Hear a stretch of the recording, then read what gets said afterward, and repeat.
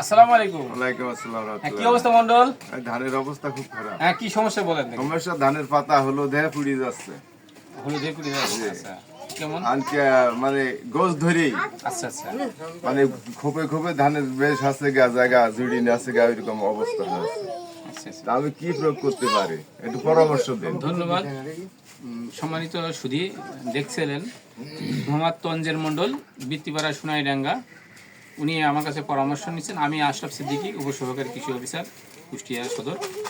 তা আপনার ধানের মূল পাতা যেটা না মূল পাতা না, 60 পাতা পড়ছে।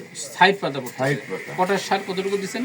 আমি বেঁচে গা 2.5 বিঘে 25 KG potash, 25 KG phosphite, 10 KG urea দিছিলাম। আচ্ছা আচ্ছা। আর আগের ধরে ইউরিয়া দিছিল আর ঘাস মারা ওষুধ 20 কেজি 2.5 বিঘে হইছে।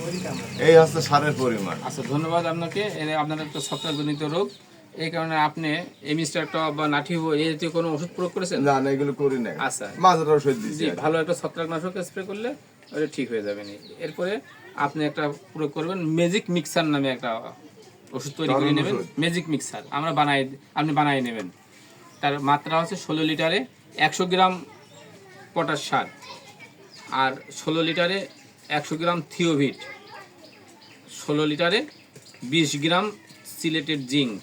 এটা মিশাইয়ে ভালো করে স্প্রে করে দিলে পারে আপনার যে ডিগ পাতাতে লাল হয়ে যায় সেটা রোধ হয়ে যাবে। আর এখন যে সমস্যা, এটা ছত্রাকজনিত, এটা এই জন্য আপনি এমিস্টার টপ 16 লিটারে 16 মিলি স্প্রে করবেন। আপনার সুফল পাবেন ইনশাল্লাহ, ভালো হবে। তবে পাতা তো পচেই নেই। আর মাজরা সমস্যাটা, মাজরা তো যাচ্ছে। মাজরার জন্য আপনার হচ্ছে বিঘা প্রতি 8 থেকে 10টি ডাল পুঁতে দেবেন। ডাল কি পুঁতা আছে? না না। জমিতে 8 থেকে 10টি বড় বড় ডাল পুঁতে দেবেন। আর এরপরও যদি দমন না হয় তাহলে সেক্স ফেরোমন ফাঁদ পাতবেন। ফুটি পোকা না কি বলে, হ্যাঁ হ্যাঁ হ্যাঁ, ওইটা অতিরিক্ত হয়ে যেতে।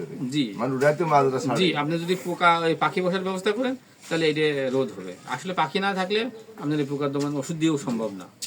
এই জন্য আগে পাখি বসার ব্যবস্থা করতে হবে। মানে ডাল মাঠে আছে, ডাল কাটি পুঁতা যাচ্ছে সমস্যা। জি, ডাল পুঁতে দেবেন, তারপরে ওষুধ দেবেন, দেখবেন যে কাজ হয়ে গেছে ইনশাল্লাহ। আমাদের সমন্বিতভাবে চাষ করতে হবে। ধন্যবাদ। মাঠের